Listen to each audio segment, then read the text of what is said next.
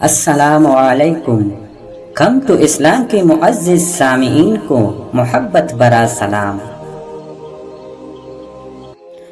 حضرت سمرو بن جندب رضی اللہ عنہم فرماتے ہیں کہ رسول اللہ صلی اللہ علیہ وسلم اکثر اپنے صحابہ سے پوچھا کرتے تھے کہ تم میں سے کسی نے کوئی خواب دیکھا ہے؟ جو کوئی خواب بیان کرتا تو آپ اس کی تعبیر ارشاد فرماتے. ایک صبح رسول اللہ صلی اللہ علیہ وسلم نے ارشاد فرمایا، رات کو میں نے خواب دیکھا ہے کہ دو فرشتے میرے پاس آئے اور مجھے اٹھا کر کہا ہمارے ساتھ چلیے. میں ان کے ساتھ چل دیا. ایک شخص پر ہمارا گزر ہوا جو لیٹا ہوا ہے اور دوسرا اس کے پاس پتھر اٹھائے ہوئے کھڑا ہے اور وہ لیٹے ہوئے شخص کے سر پر زور سے پتھر مارتا ہے، جس کی وجہ سے اس کا سر کچل جاتا ہے اور پتھر لڑک کر دوسری طرف چلا جاتا ہے. یہ جا کر پتھر اٹھا کر لاتا ہے. اس کے واپس آنے سے پہلے اس کا سر بالکل صحیح جیسے پہلے تھا ویسا ہی ہو جاتا ہے. پھر یہ اسی طرح پتھر مارتا ہے اور وہی کچھ ہوتا ہے جو پہلے ہوا تھا. میں نے ان دونوں سے تعجب سے کہا، سبحان اللہ، یہ دونوں شخص کون ہیں اور یہ کیا معاملہ ہو رہا ہے؟ انہوں نے کہا، چلیے آگے چلیے. ہم آگے چلے.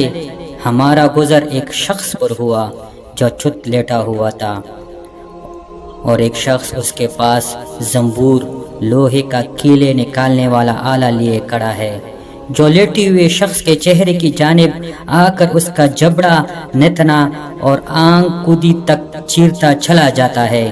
پھر دوسری جانب بھی اسی طرح کرتا ہے. ابھی دوسری جانب سے فارغ نہیں ہوتا کہ پہلی جانب بالکل اچھی ہو جاتی ہے. وہ اسی طرح کرتا رہتا ہے. میں نے ان دونوں سے کہا، سبحان اللہ، یہ دونوں کون ہیں؟ انہوں نے کہا، چلیے آگے چلیے. ہم آگے چلے. ایک تنور کے پاس پہنچے جس میں بڑا شور و غل ہو رہا تھا. ہم نے اس میں جھانک کر دیکھا تو اس میں بہت سے مرد اور عورت ننگے ہیں. ان کے نیچے سے آگ کا شعلہ آتا ہے. جب وہ ان کو اپنی لپیٹ میں لیتا ہے تو وہ چیخنے چلانے لگتے ہیں. میں نے ان دونوں سے پوچھا، یہ کون لوگ ہیں؟ انہوں نے کہا، چلیے آگے چلیے. ہم آگے چلے. ایک نہر پر پہنچے جو خون کی طرح سرخ تھا اور اس میں ایک شخص تیر رہا تھا اور نہر کے کنارے دوسرا شخص تھا جس نے بہت سے پتھر جمع کر رکھے تھے. جب تیرنے والا شخص تیرتے ہوئے اس شخص کے پاس آتا ہے جس نے پتھر جمع کیے ہوئے ہیں تو یہ شخص اپنا منہ کھول دیتا ہے تو کنارے والا شخص اس کی منہ پر پتھر مار ڈال دیتا ہے، جس کی وجہ سے وہ دور چلا جاتا ہے اور پھر تیر کر واپس اسی شخص کے پاس آتا ہے. جب بھی یہ شخص تیرتے ہوئے کنارے والے شخص کے پاس پہنچ آتا ہے تو اپنا منہ کھول دیتا ہے اور کنارے والا شخص اس کی منہ پر پتھر ڈال دیتا ہے. میں نے ان دونوں سے پوچھا، یہ دونوں شخص کون ہیں؟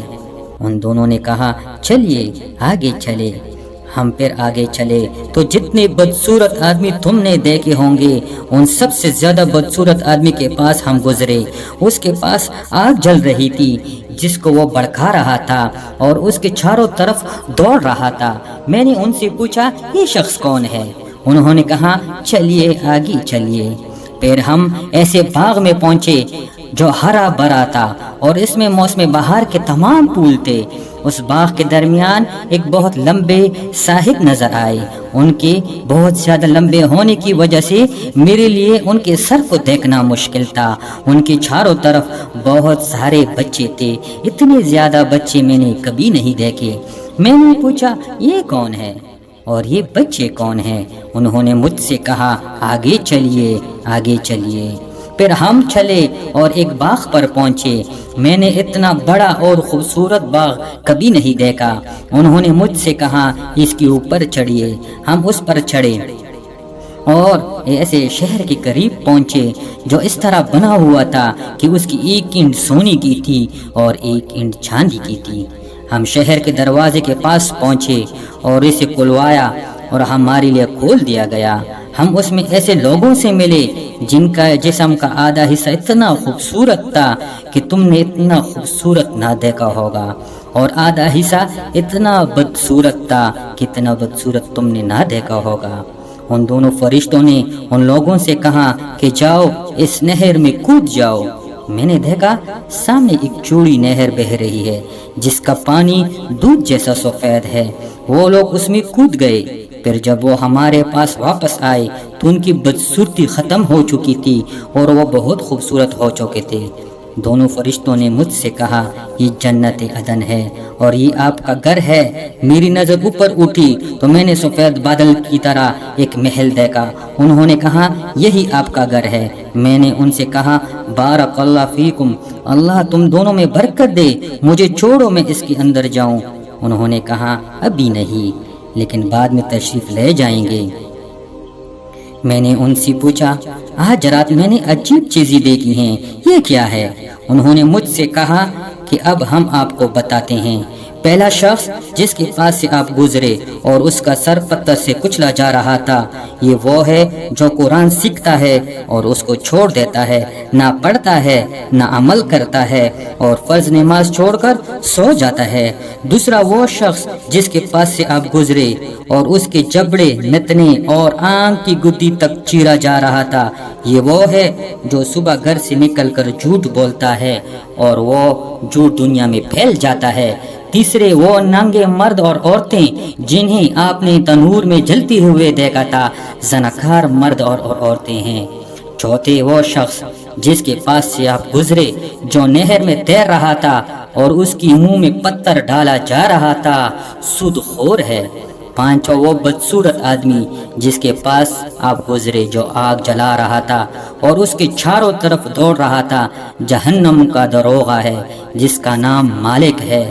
چھٹے وہ صاحب جو باغ میں تھے، حضرت ابراہیم علیہ السلام ہے، اور وہ بچے جو ان کی چاروں طرف تھے، یہ وہ ہیں جو 55ویں فطرت اسلام پر مر گئے۔ اس پر کسی صحابی نے پوچھا یا رسول اللہ صلی اللہ علیہ وسلم، مشرکین کے بچوں کا کیا ہوگا؟ آپ صلی اللہ علیہ وسلم نے ارشاد فرمایا مشرکین کی بچی بھی وہی تھے، اور وہ لوگ جن کا آدھا جسم خوبصورت اور آدھا جسم بدصورت تھا، یہ وہ لوگ تھے جنہوں نے اچھے عمل کے ساتھ برے عمل کیے، اللہ تعالیٰ نے ان کے گناہ معاف کر دیے۔ وآخر الدعوانا ان الحمد للہ رب العالمین، سبحان ربک رب العزت عما یصفون وسلام علی المرسلین والحمد للہ رب العالمین۔